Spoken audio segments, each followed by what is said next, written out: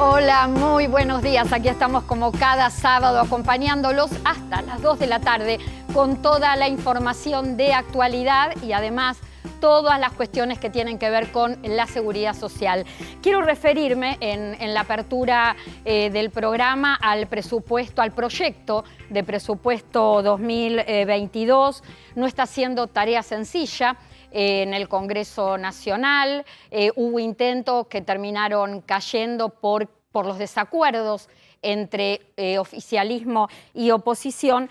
Y la verdad que pienso, ¿no?, en estos días que el Parlamento, que tiene que ser un espacio de construcción, termina siendo permanentemente un espacio de confrontación, de polarización, en temas que son tan urgentes y tan necesarios para la gente.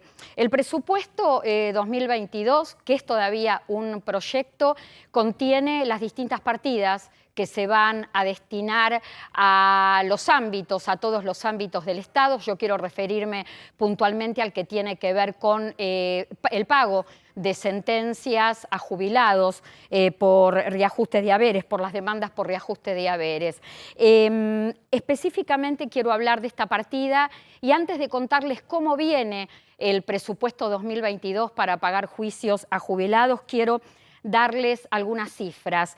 En julio del 2021, en julio del año pasado, el jefe de gabinete, quien era jefe de gabinete, Santiago Cafiero, presentó un informe al Congreso Nacional donde daba datos del stock que había en ese momento de distintas demandas por reajuste de haberes. 268.998 demandas en el mes de julio en distintas instancias judiciales esperando resolución. En el mes de diciembre del 2021, 6 meses después, la ANSES informa que va a dar cumplimiento al pago de sentencias por un total de 44.959 expedientes. En el medio de estas dos situaciones, exactamente en noviembre, por decreto de necesidad y urgencia, se utiliza de los 91.277 millones de pesos destinados en el año 2021 para pagar juicios, se retiran 1.200 millones, 12.000 millones, perdón, porque era necesario destinarlos a pagar haberes previsionales mensuales. Y a todo esto se suma que este proyecto de presupuesto tan discutido y tan polémico en el Congreso Nacional plantea un 12,3% menos de partida que en el año 2021. En el año 2021 fueron 91.277 millones aprobados. En el año 2022, si este proyecto avanza, habrá 80.086 millones de pesos para pagar sentencia, un 12,3% menos, decía yo, si se toma en términos nominales. Pero si se toma en términos reales, es decir, por el valor, que se mide por los valores de acuerdo a la capacidad de consumo, la reducción es mucho mayor. Esto significa que en situaciones de alta inflación, justamente la inflación hace estragos en situaciones así. Desde los distintos ámbitos previsionales y específicamente desde el organismo previsional ANSES, que es quien paga las sentencias por reajuste de haberes, ya han dicho a través de un comunicado de prensa que el objetivo en el año 2022 va a ser incrementar el número de expedientes al pago y acortar los tiempos de espera. Creo que es un gesto de buena intención, pero que solo se va a lograr y se va a concretar si se deja de apelar todo. Si se cumplen los 120 días que estipula la ley cuando el jubilado ya tiene una sentencia firme. Y si se decide en algún momento cambiar los mecanismos de actualización en las jubilaciones y pensiones, primero se tiene que evaluar que estos cambios que se hacen no originen diferencias que lleven a la gente a que siga reclamando al Estado porque está cobrando mal. Si no, tendremos de vuelta una situación donde impera la buena voluntad y que queda en un intento fallido.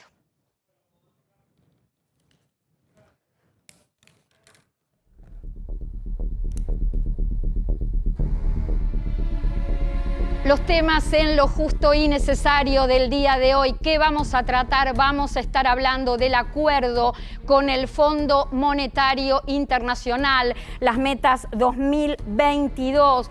¿Cuáles son las perspectivas? ¿Habrá acuerdo o no? El cumplimiento de metas lo vamos a estar analizando hoy en lo justo y necesario. Y además, otro tema que importa a los trabajadores independientes, monotributo, los cambios, más cambios para el régimen simplificado. ¿Se va el monotributo social?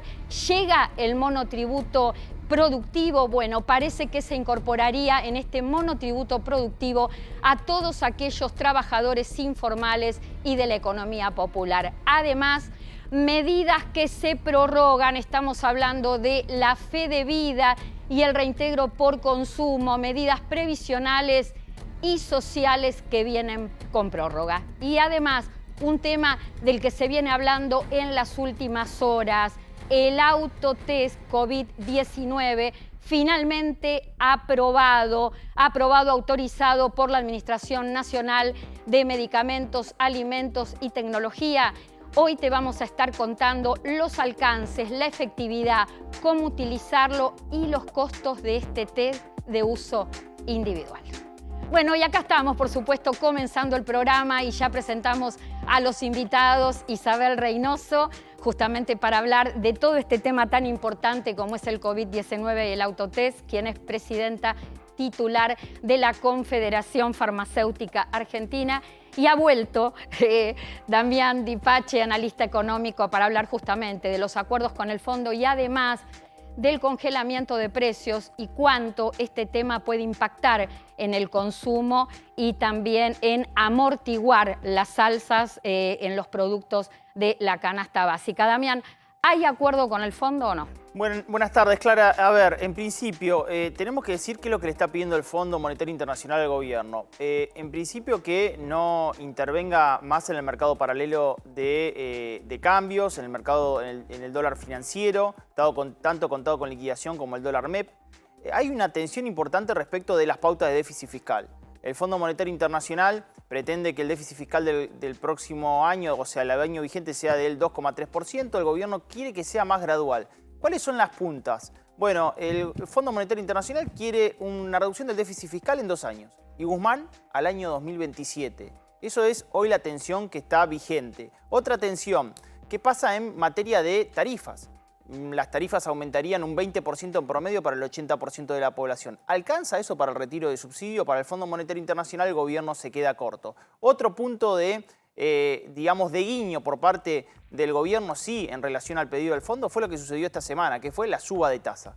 Suba de tasa que en definitiva era un pedido del Fondo Monetario Internacional. La tasa, por ejemplo, de plazos fijos pasa del 37 al 39%.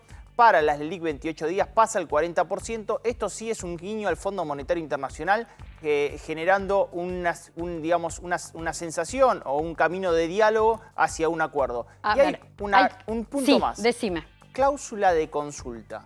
Esa cláusula de consulta implica que el gobierno, ante cualquier cambio en el plan económico plurianual que acuerde, debería trimestralmente hacer consulta en el cambio de cualquier tipo de modificación. ¿Por qué? Porque Argentina tiene 8 default en su espalda.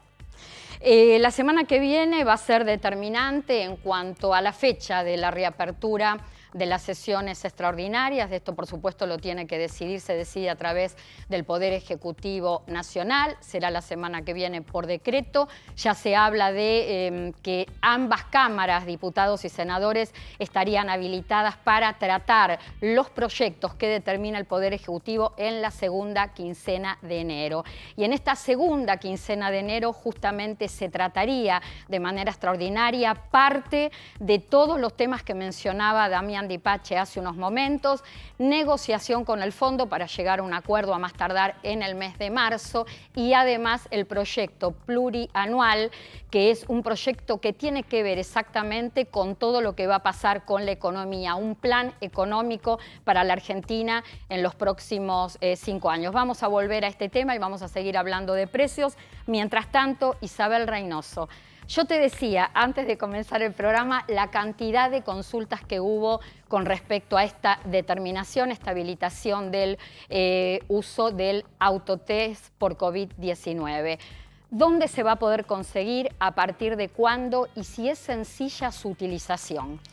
Sí, ¿qué tal, Clara? Hola. Realmente la confusión que tiene la gente es producto de lo que hacemos los argentinos. Siempre estamos en el medio de la grieta y en lugar de informar, desinformamos. Se habla de que no son efectivos, de que son peligrosos, de que esto, de que aquello. Bueno, son productos médicos, ¿sí? Y como todo producto médico, la ANMAT es la autoridad regulatoria en nuestro país, que creo que tiene muchísimo prestigio. La Dirección de Tecnología Médica analizó la documentación de 4 laboratorios, que por otro lado ya tienen aprobación en la FDA, en la EMA, y se vienen comercializando en distintos países del mundo prácticamente hace un año. Si no es un año, serán 8 meses. Sí. Estamos hablando de reactivos de diagnósticos que tienen una sensibilidad que alcanza, el que tengo, digamos, acá, no es que tenga el producto porque todavía no ingresaron, Sí. a 91%. De efectividad. ¿Sí? De sensibilidad y de especificidad del 99,6%. Ahora, yo pregunto, estamos viendo, mientras vos hablás, con la pantalla partida y lo estamos viendo a pantalla completa, el pack, lo que es el envoltorio, el empaque.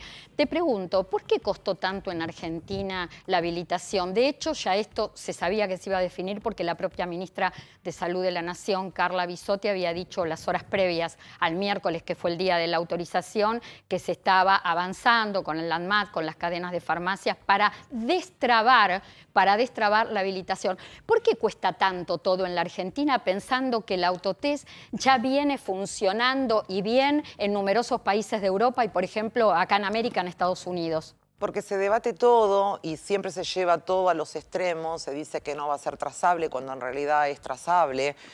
Si alguien que sabe sobre trazabilidad, esos somos los farmacéuticos. Después que va a ser engorroso tomarle los datos. A nosotros nos resulta más complicado atender una receta de PAMI hoy en la farmacia que hacer el registro de Esta lentitud en la 8 habilitación datos. es un tema político, evidentemente. A ver, yo lo que sé es que nuestra autoridad regulatoria es una autoridad de prestigio y lo que hace es tomar toda la documentación respaldatoria. Eso significa que los laboratorios tienen que presentar absolutamente todo. Puede que lleve más tiempo o que no, digamos, analizarlo, pero es como los medicamentos.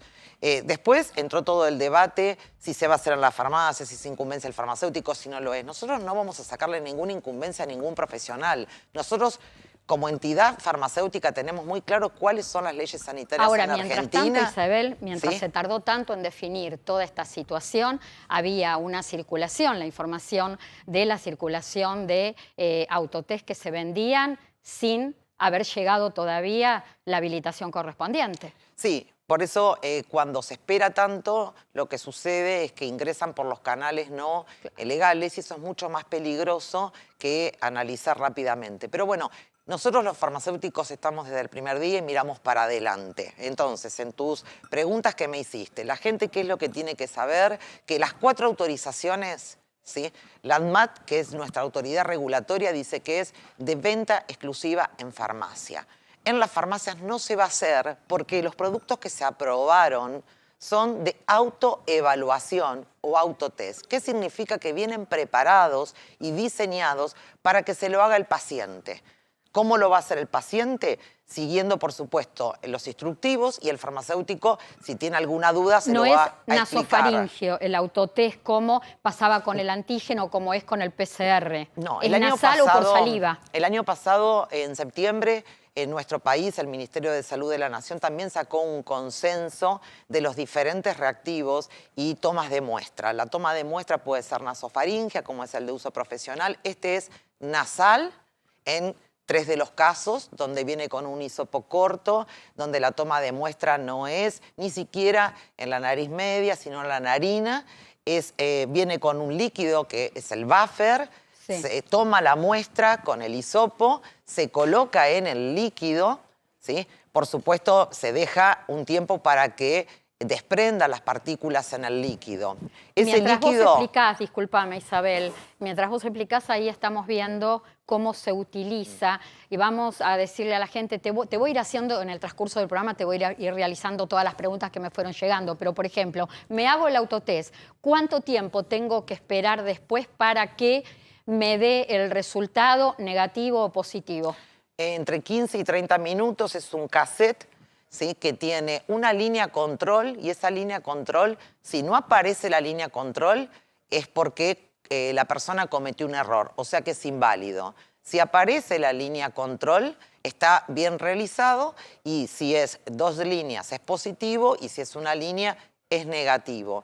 Eso no implica Sí. que una persona que esté en aislamiento, por definición de contacto estrecho, tenga que romper eso. Claro. Simplemente implica que hay un resultado orientativo que su médico lo podrá confirmar prescribiendo un PCR, que hoy por hoy los PCR son los únicos reactivos que dan diagnóstico concluyente. A ver, pongamos en pantalla lo que estábamos mostrando recién, el empaque del autotest que está, uno de los autorizados por la Administración Nacional de Medicamentos, Alimento y Tecnología. Y si focalizamos la cámara y la ampliamos un poquito más, ustedes van a ver que al frente, ahí está, de este empaque hay un código de barra. Esto es esencial, porque a través del código de barra, por una aplicación, por ejemplo, del celular, al código de barra, el código de barra envía la información a la farmacia de positivo para que ustedes le informen así a la autoridad sanitaria correspondiente. Sí, digamos, en realidad la serie que viene en el empaque es algo que va a hacer el farmacéutico. La persona no tiene que hacer nada. Nosotros vamos a unir esa serie unívoca con el DNI del paciente. Le vamos a tomar los datos, como hacemos con cualquier receta que viene a nuestra farmacia, y le vamos a dar una impresión. En la impresión va a tener todos los datos del paciente y ahí un código QR, ¿sí?, que eso se lo damos nosotros desde la farmacia. Entonces, cuando llega a su casa y lo hace, o lo compra hoy, pero lo va a guardar, también eso se va a poder, Sí. porque se dice que eso va a estar contemplado, lo va a poder hacer, lo compra un lunes y lo puedo hacer, digamos, el día jueves o viernes, va a estar contemplado dentro del sistema. Toma ese código QR y le van a aparecer 5 botones, ¿sí?, rápidamente en el celular sin tener que bajar ninguna aplicación. Positivo, negativo, inválido, pendiente de realización para las personas que, digamos, lo van a hacer posteriormente y cuando el paciente no reporta, ¿sí? Esos son los 5 botones y esa comunicación viene a la pantalla directa de la farmacia donde lo dispensó. Seguimos ¿Sí? en unos momentos. Igual querías sumar información. Sí, Sí, iba a hacer decime. una consulta a Isabel. Le voy a hacer un contrapunto en esta tarde de sábado. Básicamente me voy a poner el traje del ministro de Salud de la provincia de Buenos Aires. Nicolás Kreplak dice que la gente no tiene la suficiente capacitación, de que hay, digamos, técnicos que en definitiva tuvieron que formarse para hacer un testeo de COVID-19 y que estos testeos quizás la gente los pueda utilizar mal, que no esté suficientemente capacitado para que el testeo esté efectuado como corresponde. ¿Qué respuesta posibilidades le damos? existe de que eso sea así? Todos como los dice el reactivos ministro? de diagnóstico in vitro que son para utilizar por parte de los pacientes vienen con técnicas y, como dije, si lo hacen erróneamente, el dispositivo lo detecta.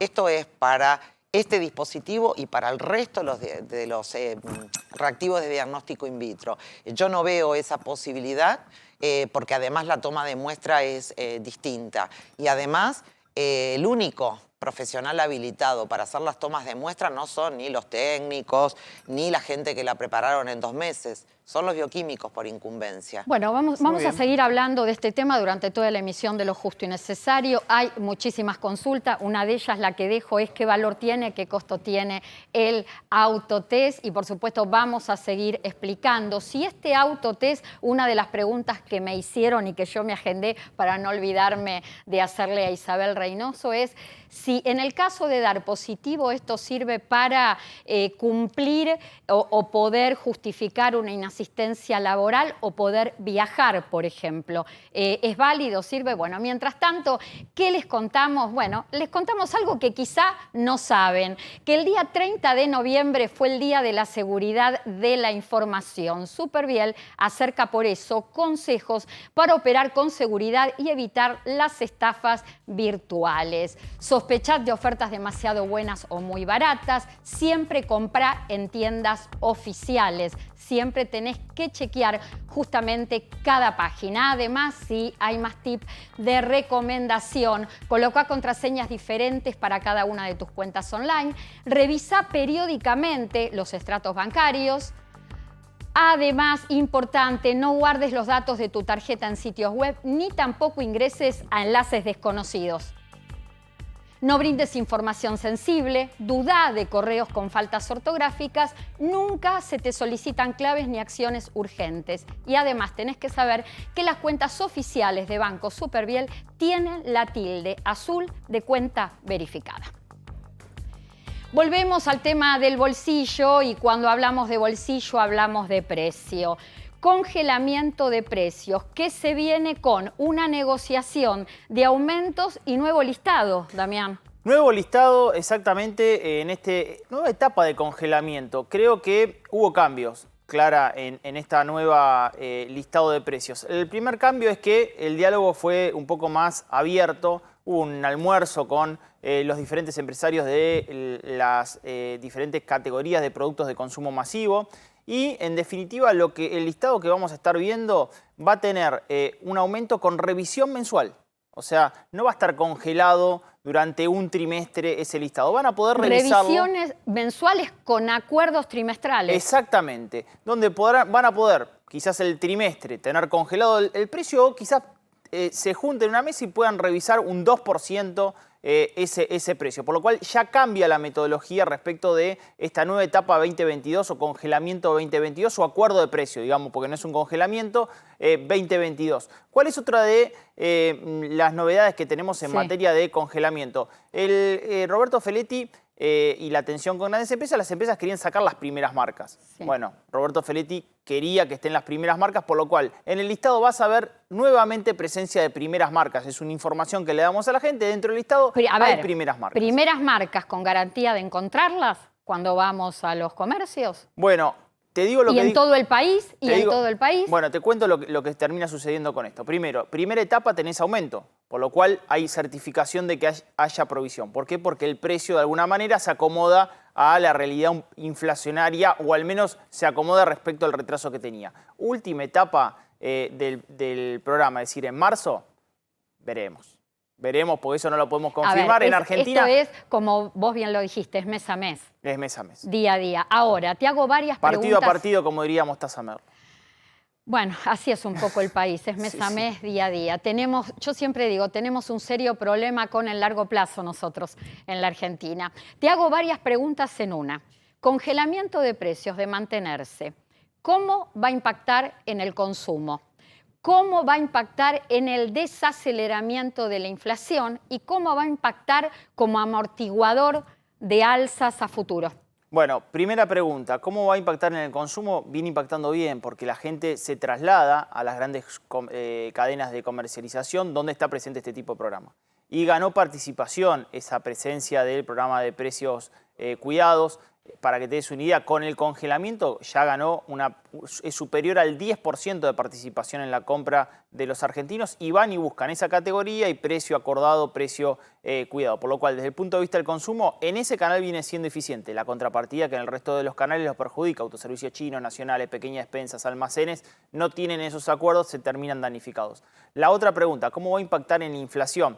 El INDEC mide en su ponderación grandes superficies comerciales, tiene un buen nivel de participación ese tipo de cadenas, por lo cual en esas categorías que son de canasta básica alimentaria, tira el número a la baja. Cuando uno mide la inflación por fuera del resto de los canales de comercialización, tenés una temperatura y una inflación más elevada de lo que se ve en ese número. Y la tercera tiene que ver con cuál es la proyección en base a un mantenimiento de este congelamiento. Bueno, eso lo que queda demostrado, Clara, que es pan para hoy y hambre para mañana. Lo que hoy se congela, mañana termina calentándose el precio en góndola en forma superior a lo que se fue congelando. En un ratito, Damián, volvemos con este tema de las negociaciones con el Fondo Monetario Internacional. El Fondo Monetario Internacional plantea, Argentina propone, el acuerdo se demora, pero la realidad es que para cumplir con los compromisos también hay condiciones. Así como me preocupaba y me preocupa, y hablaba en la apertura del programa de lo que va a pasar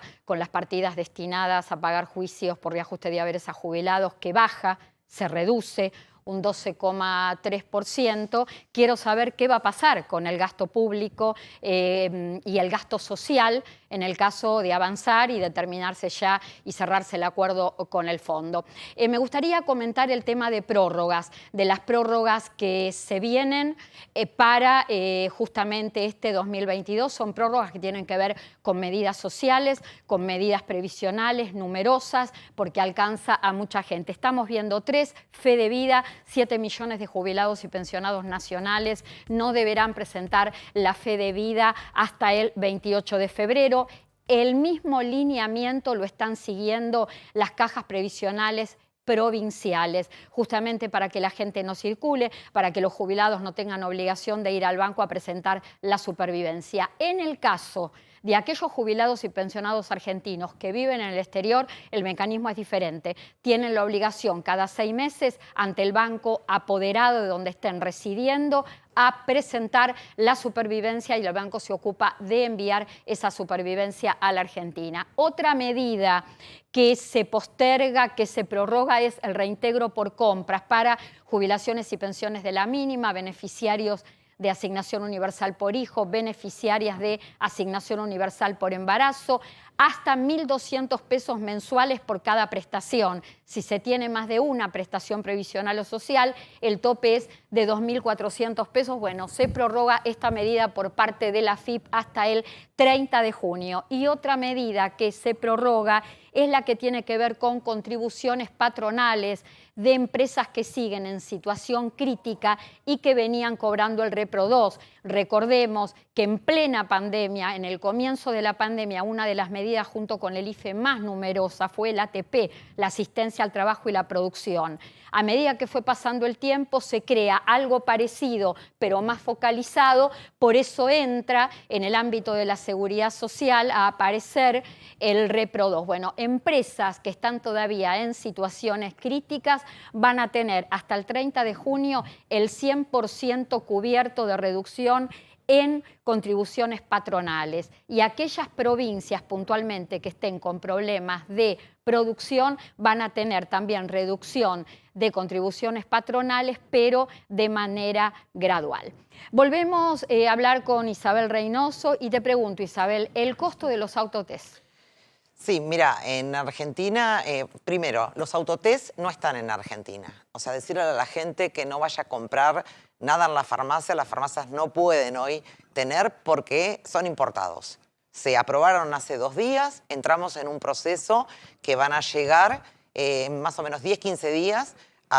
Tienen que hacer el registro de ingreso en aduana. A partir de ahí la distribución en las farmacias va a ser muy rápida porque van a ser a través de las droguerías que nos reponen medicamentos y los otros productos médicos todos los días. Todavía no tenemos el valor, pero estimamos que no puede superar por unidad 2.000, 2.200, 2.500 pesos. Bastante menos de lo que cuesta un test o un PCR en forma privada. Yo lo que sí te puedo asegurar que como nosotros trabajamos en las farmacias, el formador de precio es el laboratorio fabricante, no la farmacia. La farmacia no va a hacer un agregado ni un adicional porque me parece que estamos en un momento con un nivel de casos que hay que sumar todos los esfuerzos posibles. A veces parece que nos olvidamos que estamos en una pandemia. Y desde las farmacias vamos a seguir colaborando como lo hicimos desde el primer día. Digo esto porque se dice y hay publicaciones donde el adicional va a ser de 500 pesos para que la farmacia, para que lo haga. No se va a hacer en la farmacia, no se va a establecer ningún adicional y todas las farmacias vamos a tener el mismo precio. El costo de logística se absorbe Precio único. en el sector en forma interno. Así Sí. funcionamos todas las farmacias con Sin los medicamentos. prescripción médica, nada. Uno tiene que ir con el documento nacional de identidad De la persona, porque hay que dejar establecido sí, datos en la farmacia. exactamente, de la persona que se lo va a realizar. Por supuesto que si la persona tiene síntomas, tiene que permanecer aislado, entonces puede venir un tercero a buscarlo a la farmacia. Digo esto porque no tiene que venir personalmente la persona, sí tiene que traer el documento de quién se lo va a hacer. La última pregunta antes de darle la bienvenida, que ya me dicen que está en línea, Gustavo Beberaggi. Este hisopado, este autotest, este test de uso individual, ¿va a poder ser útil para cubrir inasistencia laboral o poder viajar al exterior? Te iba a contestar esa pregunta. Si es positivo, la persona tiene que mantenerse aislada, no puede viajar a ningún lado, ¿sí? Claramente No, tiene que mantenerse. No, en el caso de dar negativo, ¿lo puede utilizar para viajar al exterior? Sinceramente todavía no lo hemos hablado, estamos esperando que salga la reglamentación que va a hacer el Ministerio de Salud de la Nación, pero este tiene valor orientativo y el médico puede hacer la confirmación con PCR. Así que ¿Sabes sí. por qué te preguntaba, la otra pregunta que te hacía, si se puede cubrir o se puede justificar una inasistencia laboral en el caso de dar positivo? Porque leí que no iba a ser suficiente este autotest, sino que si el autotest da positivo, después en forma inmediata hay que, por supuesto, ir a la consulta médica a distancia y realizar el PCR. Sí, esto es, digamos, lo que establecen las normas y científicamente el único test de análisis clínico confirmatorio y concluyente es el PCR. Pero esto es así hasta con los test rápidos que se están haciendo hoy acá. Con el autotest, por supuesto. El test de antígeno mide proteína y claramente se dijo desde el primer momento que el concluyente. Pero si da positivo un test de antígeno, hoy se está tomando como positivo. Isabel, por eso no me quiero adelantar, sí, pero apenas tenga esa información, te dejo una pregunta para dentro de un rato. Si este autotest determina a qué tipo de cepa puede corresponder la carga viral. Si con el autotest lo podemos determinar y lo podemos saber. Lo presentamos a Gustavo Beberaggi, le damos la bienvenida, quien es secretario general de la Coordinadora de las Cajas de Profesionales de Previsión y Seguridad Social de la República Argentina. Te saludo y quiero hacer con vos en pantalla una introducción. Buen día, Gustavo. Hola. A ver, el audio. Bueno, mientras tanto, les cuento lo siguiente. Con Gustavo vamos a estar hablando del monotributo, de este proyecto que es un nuevo cambio al monotributo, y este monotributo social que se iría, parecería un monotributo productivo, que le daría de alguna manera, le abriría la puerta a la incorporación a trabajadores informales y a trabajadores de la economía popular. ¿De qué manera? Ustedes saben que el monotributo es un aporte integrado, aporte impositivo, previsional y el aporte que corresponde a la obra social. De prosperar este proyecto, por lo menos ahora es simplemente un texto, no se pagaría el aporte impositivo en forma permanente. El previsional no se pagaría durante los 2 primeros años y entre el mes 25 y el mes 48 se pagaría el 50%. Y el pago de la obra social sería optativa porque de no querer pagar el trabajador una obra social podría utilizar algún tipo de plan, de programa del Ministerio de Salud de la Nación. Por supuesto lo convocamos a Gustavo Beberaggi para que nos dé su análisis. Gustavo, buen día. ¿Cómo estás, Clarita? Buenos días. No sé muy qué bien pensás. lo representaste al concepto. Es una medida social, previsional. Explícame un poco tu análisis. ¿Qué te parece el impacto que esto puede tener? Mira, primero que nada aclaremos que no es novedosa la medida, estas alternativas ya estuvieron en análisis previo, fueron tomando diferentes caminos las distintas alternativas que, recordemos, todas las veces que hablamos con vos estamos analizando diferentes retoques al monotributo Todavía estamos esperando la reforma de autónomos y pareciera ser que cada vez tienen más corto alcance los parches que se le van haciendo a estos sistemas porque requieren, vuelvo a insistir, una inmediatez y una revisión cuasi mensual. La realidad es que el monotributo que fue diseñado como la puerta de ingreso a una registración laboral en su momento, cada vez está pensado con menores requerimientos y bueno, algo que es una registración con menos requerimientos pareciera que cada vez se transforma más en una falta de registración. El Estado realmente debería reconsiderar qué rol y qué papel tiene dentro de su participación para contener a los trabajadores, para otorgar derechos, para otorgar beneficios, si realmente desviste cada una de estas alternativas y le quita requerimientos que después obviamente van a dificultar el cumplimiento de los beneficios y la respuesta que van a tener en las coberturas que otorgan. Gustavo, no sé si vos compartís esta idea. Yo siempre, bueno, dedicándome hace tantos años a la seguridad social, siempre brego por la inclusión, pero cada vez que hablo del tema de inclusión siempre la pienso a largo plazo. La seguridad social no puede ser una cosa de hoy que tape un parche y después mañana se verá. Vamos a contarle a la gente que específicamente este proyecto permitiría la incorporación a la figura de monotributo a todos aquellos monotributistas A, B y C que se hayan inscrito a partir del momento que comienza en la Argentina la pandemia. Estamos hablando de marzo del 2020. Y además a los trabajadores informales y además a los trabajadores de la economía popular. Parte de toda esa gente tendría que demostrarle al sistema que no tuvo actividad económica. Bueno, se demuestra todo eso, pero el tema es, el no pago implica no recaudación y el sistema previsional justamente se financia y sobrevive más que nada por el impacto que pueda tener en cuanto a la recaudación, la recaudación impositiva. Entonces, ¿cómo se va a subvencionar esto? ¿Cómo se va a financiar? Y en definitiva, ¿cómo va a impactar en el día de mañana en una posible jubilación contributiva? Lo venimos diciendo hace rato, no entendemos cómo está planteada la sustentabilidad. Recordemos que todos estos beneficios, bien los dijiste vos, son para quienes se incorporan. Generan un desequilibrio, una desigualdad muy grande para quienes ya están dentro del sistema, que no van o no tendrían estos beneficios. Otra cuestión también a considerar, ¿qué pasa con quien ya está dentro de las categorías A, B y C? Porque esto es para quienes ingresaron, o sea, quienes vienen históricamente en esas categorías no tendrían estos beneficios. Y ese desequilibrio, esa desigualdad, ¿por qué se generaría? Pero más allá de eso, bien lo planteaste también, la sustentabilidad de la seguridad social es una cuestión que pareciera ser que se dejó de lado.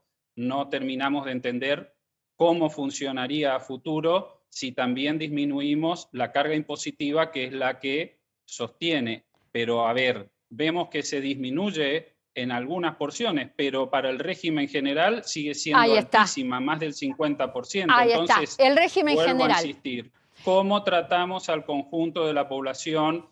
¿Qué va a pasar cuando estos trabajadores incorporados, y Dios quiera, la actividad económica mejore, crezcan, y volvemos a tener una situación que se plantea hoy con el monotributo y el régimen general? El gran salto, sí, el salto al vacío de pasarse de un sector y vuelve a generarse esta discusión de que no sabemos si conviene quedarse en uno, pasarse al otro. Las expresiones que en su momento la FIP dijo, quisiéramos que todos pasen al régimen general, pero resulta ser que seguimos haciéndole retoques al monotributo, o sea, todo un intríngulis muy difícil de entender, muy difícil de comprender y con poco diseño general, más allá de ser medidas exclusivamente puntuales. Quiero cerrar esta charla ya con una reflexión muy breve, lo quiero incorporar a Damián Dipache y hago una pregunta con los dos en pantalla. ¿Y los autónomos qué? ¿Y los autónomos qué? Porque la seguridad social no tiene que buscar la equidad. Absolutamente, y obviamente que, como dije, hay sectores de la población, no nos olvidemos de los ya jubilados, Clara. El sistema se tiene que sostener no solo por los jubilados futuros, se tiene que sostener por los jubilados actuales, que tampoco pueden recibir una mejora de sus beneficios. O sea, volvemos a insistir, no es una reforma, es un rediseño general de todo el sistema, lo que tiene que entrar en consideración, pero puesto a proposición a toda la sociedad. Esto le excede a lo que es una gestión momentánea, parcial, de 4 años. Estamos viendo también decisiones que se están tomando que abarcan más allá de los 2 años que corresponderían a esta gestión, abarcarían 2 años de la gestión que viene. O sea, si esto no tiene un acuerdo, no tiene un diálogo entre todas las partes que participamos, dentro de 2 años volvemos a tener que no hubo ni siquiera sustentabilidad sobre las medidas que se toman hoy. Gracias, Gustavo Beberaggi. Un abrazo. Gracias a ustedes igualmente. Damián, tu reflexión. No, Clara, no le quiero arruinar el sábado a nuestros televidentes, pero un autónomo que supere el 1,5 millones de pesos va a pagar 35% de ganancia y 226.000 pesos de impuesto fijo. Es una locura, una locura. Y eso, evidentemente, en marzo del 2021, en el Congreso se había dicho que esto se iba a tratar. Pasó 1 año y todavía no hay ningún proyecto que mejore esta situación, ¿no?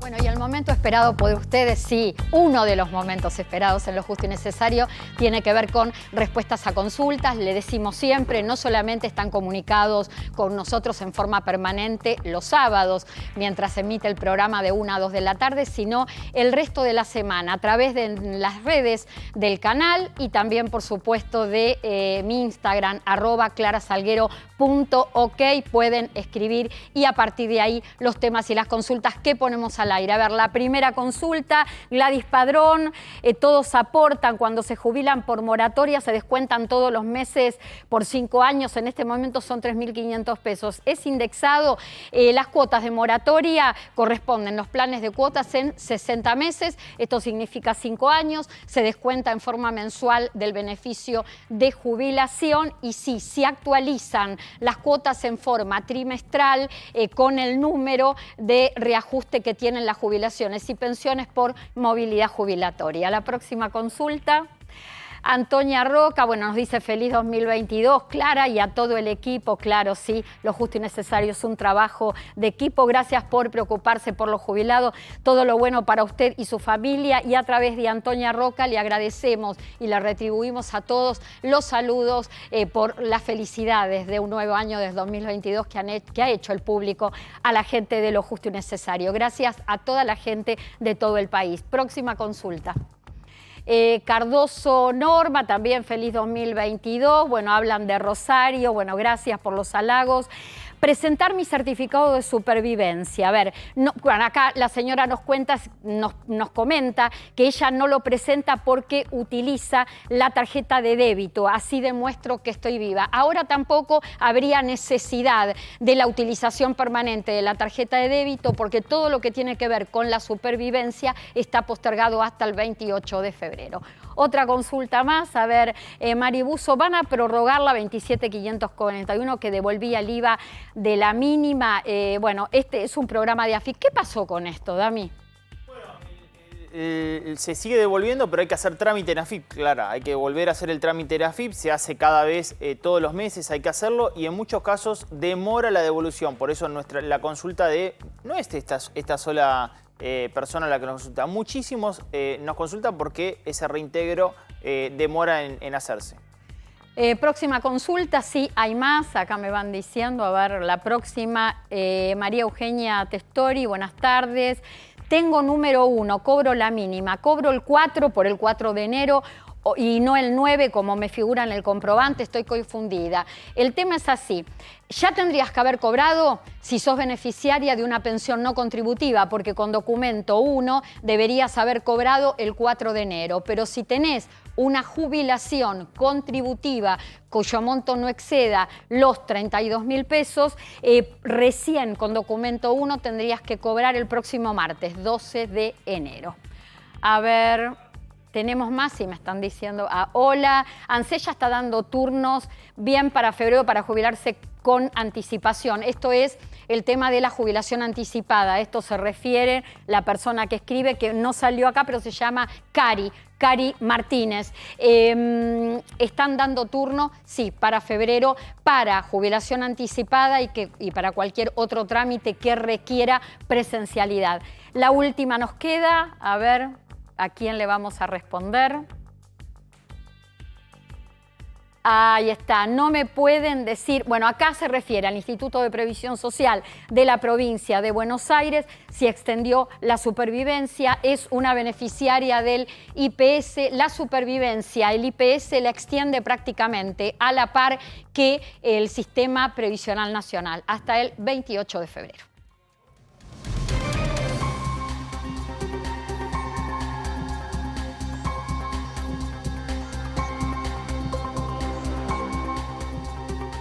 Y una información también muy solicitada por ustedes tiene que ver con los cronogramas de pago de la próxima semana. Todavía está el pago, el último tramo de pensiones no contributivas, como lo están viendo en pantalla, terminación de documento 8 y 9 el próximo lunes 10 de enero. De esta manera ya termina el primer grupo de pago, comienza el segundo a partir del día martes, que son todos aquellos jubilados y pensionados que llegan a una verde hasta 32.000 pesos. A ver si podemos poner la siguiente placa. Y también está el pago, todo lo que tiene que ver con, ahí estamos viendo, 32.664 pesos, este es el tope.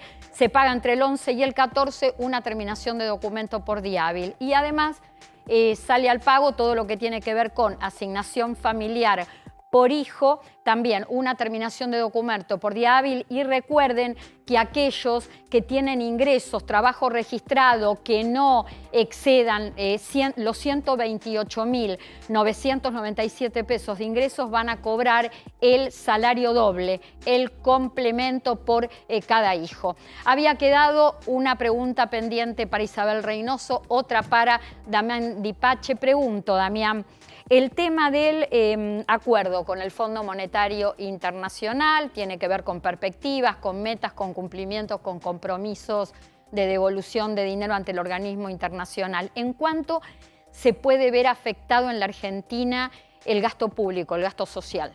Bueno, evidentemente eso es justamente lo que el ministro Martín Guzmán no quiere que se mueva, porque quiere que el gasto público sea digamos, variable para que la economía crezca. Sin embargo, el Fondo Monetario Internacional quiere lo contrario, que el gasto público se reduzca, que el déficit fiscal baje y, en definitiva, para que la economía crezca, de alguna manera hay que hacer reformas para que haya alicientes para el sector privado. Acá está faltando una reforma tributaria, está faltando reforma laboral, que se viene extendiendo en el tiempo y se viene aplazando. Me parece que Argentina está en una situación muy compleja, Clara. De acá al mes de marzo vencen 6.700 millones de dólares de deuda. Y Argentina hoy tiene un bajo nivel de reservas. Por eso las medidas en la semana fue, por ejemplo, restringir importaciones de insumos o autos importados, y seguramente va a haber mayor nivel de restricciones. Las partes hoy, ¿cómo te podría decir?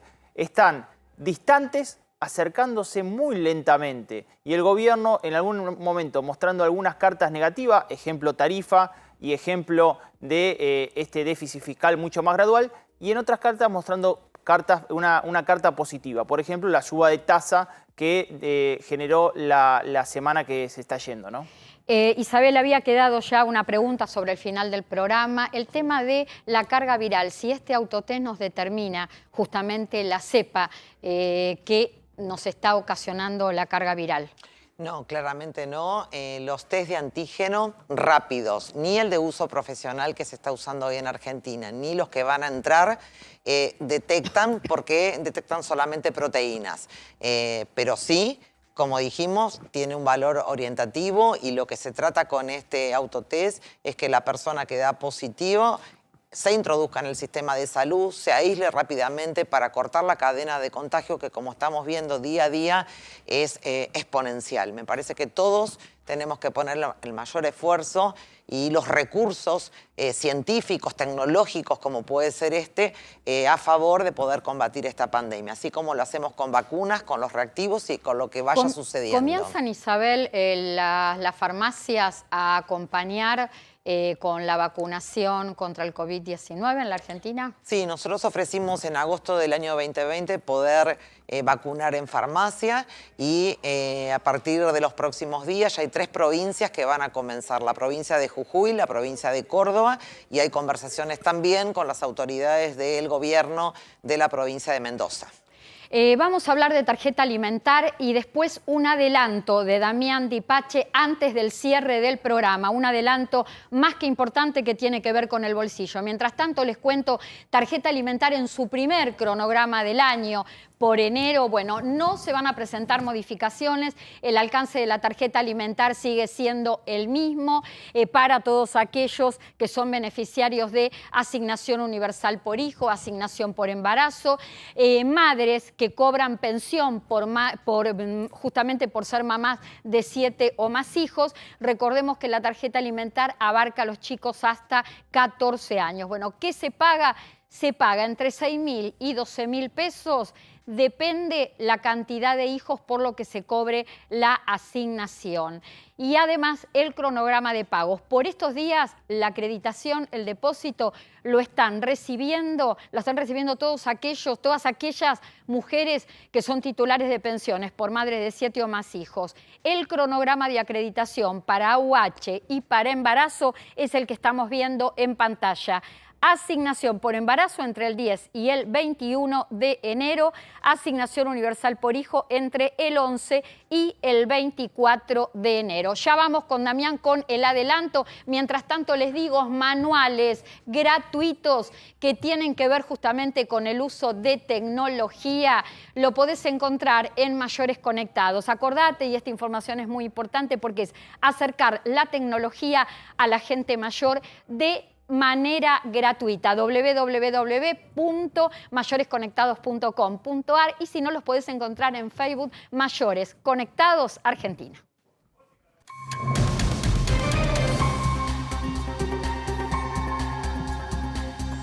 Clara, vamos con el adelanto de inflación. Diciembre. En el mes de noviembre la inflación había sido el 2,5%. ¿Qué le adelantamos a nuestros televidentes? Nos está dando inflación elevada en el mes de diciembre, 3,8%. Algunas consultoras la ven incluso por encima del 4%. Rubros que nos están dando por encima del 4%, indumentaria, calzado, vivienda y educación. El punto clave, ¿cuánto dio alimentos y bebidas? Alimentos y bebidas fuerte suba después del 2,1% de noviembre. Tienen que ver con aumentos estacionales este 3,8%. Aumentos estacionales y aumento de inflación núcleo que no son estacionales. Claro. 3,4% de inflación en alimentos. Muy elevado. Ahora digo, 3,8 de inflación. ¿No pudo amortiguar el tema del congelamiento de precios, la medida que se tomó sobre el mes de diciembre? Recordemos que el 70% de los canales de comercialización no tienen congelamiento. Autoservicios chinos, autoservicios nacionales, pequeñas despensas, etc. No pudo contener el aumento de precios. Navidad, las fiestas siempre es un mes donde estacionalmente evolucionan los precios. Te voy a decir solamente el top 5 de productos que subieron tenemos que ir cerrando ya, en Damián, consumo masivo. Pañales, 20%. Mayonesa, 16%. Mermeladas, 10%. Salchichas, embutidos, 8,9% y té, 8,1%. Bueno, aumentos muy fuertes, claro. Adelanto entonces de lo justo y necesario, dicho por Damián Di Pace, 3,8% del número de inflación del mes de diciembre, que hace un acumulado anual de ¿cuánto? 51% va a ser el acumulado anual si estos números se ratifican. ¿Cuándo? El próximo jueves el INDEC va a dar la inflación oficial. Gracias, Damián Di Pace. Un placer. Gracias, Isabel Reynoso, por toda tu ayuda y por supuesto te seguiremos consultando. Gracias. No sé si querés cerrar con algo más, algo que te parezca que haya que reforzar antes de terminar. No, me quedé con el número de Damián. 3,8. Los medicamentos. Sí, medicamentos cero. Medicamentos cero, porque nosotros venimos con un plan de estabilidad en el cual el secretario de Comercio... Ustedes tienen acuerdo de congelamiento, Ministerio de Salud le han pedido a los laboratorios, que son los formadores de precios. Entonces me preocupa un poco ese número, porque desde el sector nuestro se hizo un esfuerzo enorme, prepagas tampoco aumentó, y a pesar de eso... tener este número. Nosotros termina el 7, se sale, digamos, en forma estable, teniendo en cuenta los parámetros de la macroeconomía, por supuesto, y a un programa acordado con el Ministerio de Salud de la Nación para, digamos, establecer algunos precios de referencia para las coberturas del 70% de la seguridad social. Nos tenemos que despedir. Gracias nuevamente Isabel Reynoso, gracias Damián Dipache por habernos acompañado en esta emisión de Lo Justo y Necesario. Gracias a ustedes especialmente por la compañía. Pueden comunicarse toda la semana a través de @clarasalguero.ok. Gracias, lindo fin de semana y sigan, por supuesto, en A24 con toda la información, la mejor información. Chau.